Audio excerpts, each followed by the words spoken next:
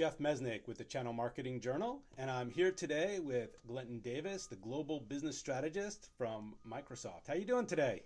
I'm good, Jeff. How are you? I'm doing great. Well, I'm really excited to introduce you to the channel marketing community. From what I hear, you're one of the new top talents at Microsoft. Oh, that's generous, Jeff. Thanks. Well, it's been exciting, getting to know you and spending some time learning all the things that you've been researching and understanding about the channel, and I'm excited to have you share that with the community. Yeah, thank you. I really appreciate you having me here. I'm excited to chat. Great. So I guess let's first just kind of dive into what is your role with Microsoft? Sure. My title at Microsoft is Global Business Strategist. Gabriella Schuster, who is our channel chief, recruited me from business school and law school to help her to figure out how we could reimagine programs for our channel. So for the last 16 months, that's been my charter, more or less to travel the world, to understand, our partners, irrespective of their size, their shape, their business, in order to engage the right technologies, the right content, as well as the right approach in order to help them do more. That sounds great. So, I mean, the fact that you've been traveling the world, talking to partners, that's a real kind of benefit because you're out there actually feet on the street having these conversations. So let's start with the negative. What has been kind of the friction points that partners have faced? Sure. And, at Microsoft, we have a vast channel of, over 300,000, channel partners. So, each partner's point of friction is going to be unique. And I think that's important for, channel marketers to understand that irrespective of what you think you might know, right, getting out of the office and listening to partners, calling on their customers, observing them, right, in their environment, doing their work is probably one of the most awesome as well as the most humbling things that you can do when understanding how to take a partner first approach, right, to empowering your channel. With that said, I want to take all of the conversations and their uniqueness and talk about them in the context of three deficits that partners have told me that we need to do a better job as vendors overcoming. The first one is understanding that many of our partners have a deficit of time, right? That our partners are business owners. They are business owners first who are empowering their employees, who are trying to keep the lights on, who are interested in transactions, right? A number of entrepreneurial events that we as vendors often forget because we get caught up in what I think of as a myopic point of view of thinking as our partners as movers of our SKUs. And so when I heard that, I thought that was really fascinating, right? I got told that, as a vendor, right, as Microsoft, I had maybe an hour, right, a week to get my point across because these partners are multi-vendor partners as well. And so it's during that small period of time that I have to really land a message, right, and land the resources and tools in order to help partners do what they need to do, right, to grow their businesses and grow their business with Microsoft. Right. Second, I heard about this thing called a lack of resources, right, that, we build portals that often operate like warehouses, right? Despite thinking that we have given lots of information, right, to our partners to help them, build their practices and do better work, right? We've kind of left the keys without any instructions or any maps on how to get through our warehouses, right? That ends up being really confusing and overwhelming. Partners have told me that it often takes hours, right, to get through vendor resources. Vendor resources often change, right? Vendor resources may not even be up to date. And so it's this constant sense of overwhelmment with at the same time, right, not feeling that the resources are consistent, right? The vendors need to do a better job of working their way back from. And third, right, I would actually call this a lack of trust, right? And trust is a heavy word, but I use it on purpose because all too often I receive feedback that we as vendors forget that many of our partners, right, might be SMB partners, right, and the S in SMB is really important to understand, right, that we are dealing with the true lifeblood, right, of business by working with small business owners and entrepreneurs who rely on us as vendors, right, to employ their people, right, to empower their customers, and to contribute, right, in meaningful ways to the IT space. And we need to do a better job of understanding that. Great. So now that we kind of go through and you can see the friction, Yeah. what would be you know, what do you think we needs to be done to make it easier for partners and vendors to work together? What's the key? What's the, the glue that's going Yeah. to make it work? Sure.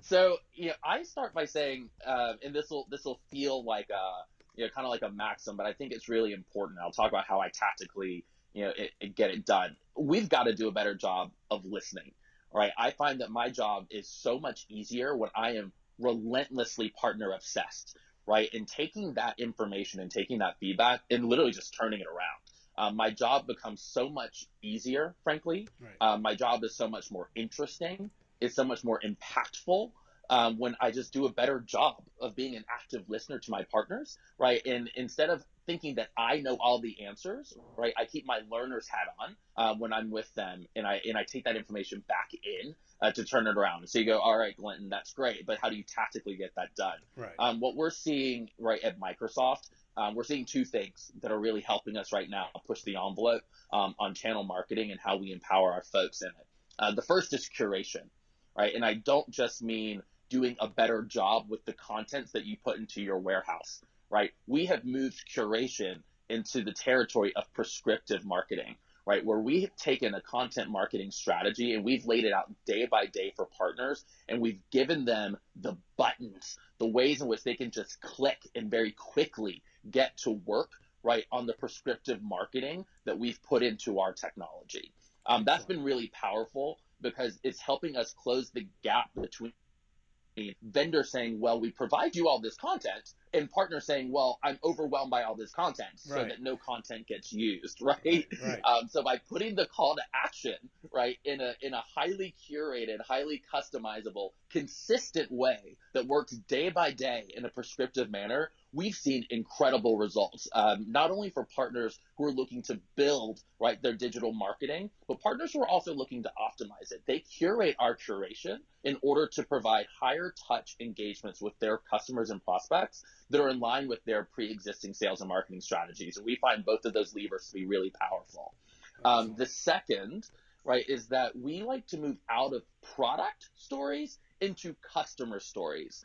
We've received a lot of feedback that we are shoving product messages, right, through partner as opposed to helping partners lead, right? In terms of being partner led, we've got to do a better job of highlighting their customers and customer problems, right? And how our technology just plays a supporting role in the hero's journeys that our partners' customers undergo, right? By telling stories like that, by building content in that way, right, we allow partners to put their message on top of it, right? To add their unique value prop to the customer hero stories that we're telling. And we're finding that that's achieving a couple of things, right? First, it is actually helping partners build better trust with their customers because we're highlighting customer problems and how technology plays a supporting role in it. Hmm. Second, we're actually empowering our partners more because they're able to add their own twist, right, to these stories that we're telling. We're finding that customization piece combined with the prescription has been super powerful in unlocking what I think of as the next frontier, right, of partner-led marketing. Right. And so far, have you seen some great success on this, or? We have. Yeah. Without going into too many of the details, we've been testing some of this actually with you, Jeff, over the last few months, Yeah. and we've seen some really great success, such that we're actually working really hard to scale it a lot further and far more widely over the coming weeks. And so I look forward to once all that hard work is done, talking about it a bit more. But we're really excited. We're finding that partners are thankful, right, that something so prescriptive right now exists that they can leverage in as few as 5 to 7 minutes a week.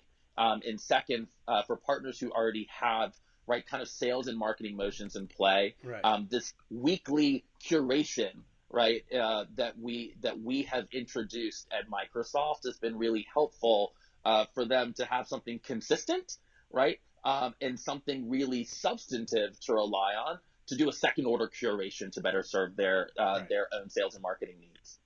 I mean, it sounds excellent. I mean, we hear a lot from talking to other vendors about how they just keep trying to throw everything into a box, Yeah. and you've basically unpacked the box Correct. And Unpack the box and kind of left a trail, right. right? And left the trail that said on day one, stop here on the trail, right? Day three, stop there on the trail.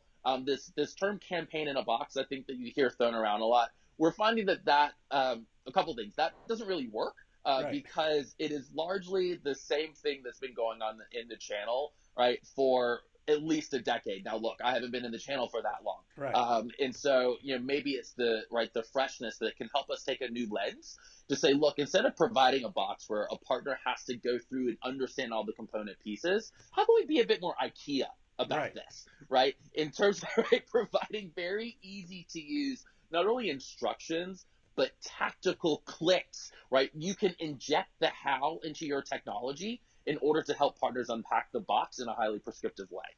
That sounds excellent. It seems like you have reimagined what the channel needs. So Hopefully. it sounds pretty exciting to me. Well, I wanted to say thank you very much for Yeah. spending the time here. I know you've had a busy schedule, so Yeah. making the time is much appreciated. Great. Thank you so much, Jeff. And I look forward to continuing this conversation and talking about how we can continue to push the boundaries on how we empower our partners. Excellent.